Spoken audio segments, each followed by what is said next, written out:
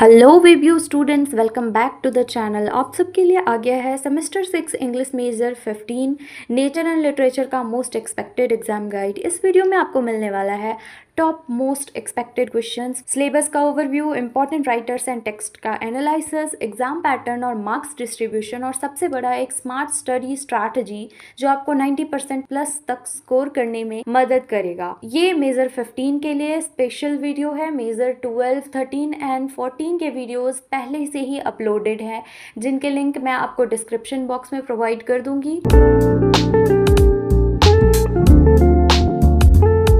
सबसे पहले स्टार्ट करते हैं सिलेबस का ओवरव्यू। तो यूनिट 1 देख लेते हैं। The hungry tide by Amitabh Ghosh ecological environmental novel है, जिसमें Sundarbans, man nature relationship, post colonial issues और सर्वाइवल थीम्स कवर होते हैं। Our casuarina tree and Baugmaree Toru Dutt, memories, nostalgia, symbolism of tree, then autumn songs and Coromandel fishers, Sarojini Naidu, seasons, folk life, fisherman and nature, then the fish, Keki N Daruwalla, man, nature, struggle and symbolism, and some more suggested readings are eco-criticism, ecofeminism, post-colonialism, nature and literature। ये जो theory portion है जो मैं आपको बता रही हूँ वो मेजर 12, 13, 14 और 15 सभी के लिए बहुत इंपॉर्टेंट है।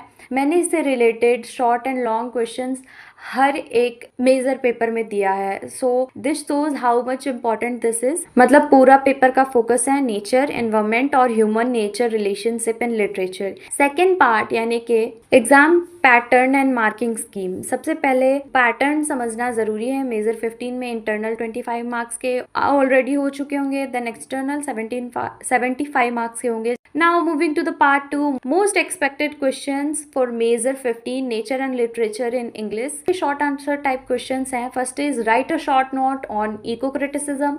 Second, who is the author of The Hungry Tide? Third, mention two nature poems by Toru Dutt. Fourth, what is the central theme of Our Casuarina Tree? Fifth, define ecofeminism in simple terms. Sixth, what natural imaginary is used in autumn songs?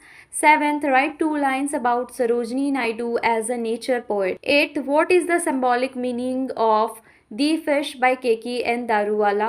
Ninth, what role does Sundarbans play in The Hungry Tide? 10th, give one difference between ecological and environmental concerns in literature. Now 5 marks के questions short and descriptive type देख लेते हैं। First one is discuss the themes of nostalgia and memory in Toru Dutt's Our Casuarina Tree.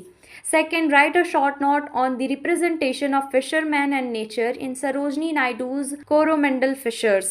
Third, explain the title The Hungry Tide. Fourth, how does Amitabh Ghosh present the conflict between human survival and nature? Fifth, write a short note on the ecological concerns in Indian English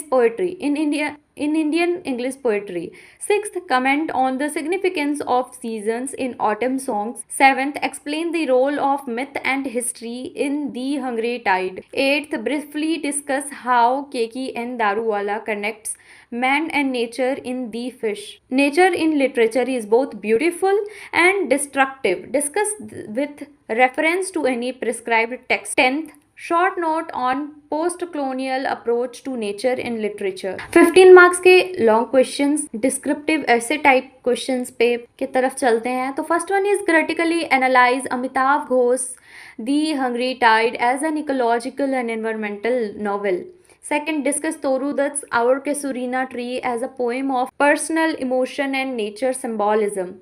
Third, evaluate Sarojini Naidu's treatment of nature and folk life with special reference to Coromandel Fishers and autumn song. Fourth, examine the theme of man-nature relationship in the poem prescribed in your syllabus. Fifth, how does The Hungry Tide represent issues of post-colonialism, displacement and ecology? Sixth, nature is not only a background but a character in literature. Discuss with reference to any prescribed text. Seventh, write an essay on eco-critical perspective in Indian English literature. Discuss the role of memory loss and attachment to nature in Toru Dutt's poetry. Ninth, critically examine how literature reflects environmental concerns with reference to your syllabus. 10th, comment on the theme of struggle and survival in nature as portrayed in The Hungry Tide. Smart study strategy. Tip 1 is सबसे पहले तोरू दत्त और सरोजनी नायडू के poems को complete कीजिए, उनको thoroughly read कीजिए क्योंकि short and long दोनों में रिपीट होते हैं। Tip number 2 is the Hungry Tide के themes ecology, post colonialism, survival को एकदम स्ट्रॉन्ग बना लीजिए। Tip number 3, theory based concepts, eco criticism, eco feminism, post colonialism याद रखना। टिप नंबर 4, प्रीवियस ईयर्स के पेपर चेक करो, 70% क्वेश्चंस वहां से रिपीट होते हैं। टिप नंबर 5, अपने आंसर्स में कीवर्ड्स जरूर लिखो, जैसे ecological concerns, eco critical perspective, symbolism, man nature relationship. These are few keywords, आपको इन्हें अपने हर आंसर में फ्रेम करना चाहिए। सो फ्रेंड्स, ये था complete exam guide for major 15 English semester 6। Comment करिए मेजर 15 ओपी। आई नो कि आप सीरियस हो अपने प्रिपरेशन में। डिस्क्रिप्शन में आपको मिलेगा free PDF download of most important question, so don't miss it. और हाँ, अगर आप चाहते हो कि मैं बाकी सब्जेक्ट्स के भी एग्जाम गाइड बनाऊं तो वीडियो को लाइक करिए, शेयर करिए और चैनल को सब्सक्राइब जरूर कीजिए इस वीडियो का लिंक, ताकि उन्हें भी हेल्प हो सके। ऑल द बेस्ट, आपका हार्डवर्क और स्मार्ट प्रिपरेशन डेफिनेटली रेंज लाएगा। बाय।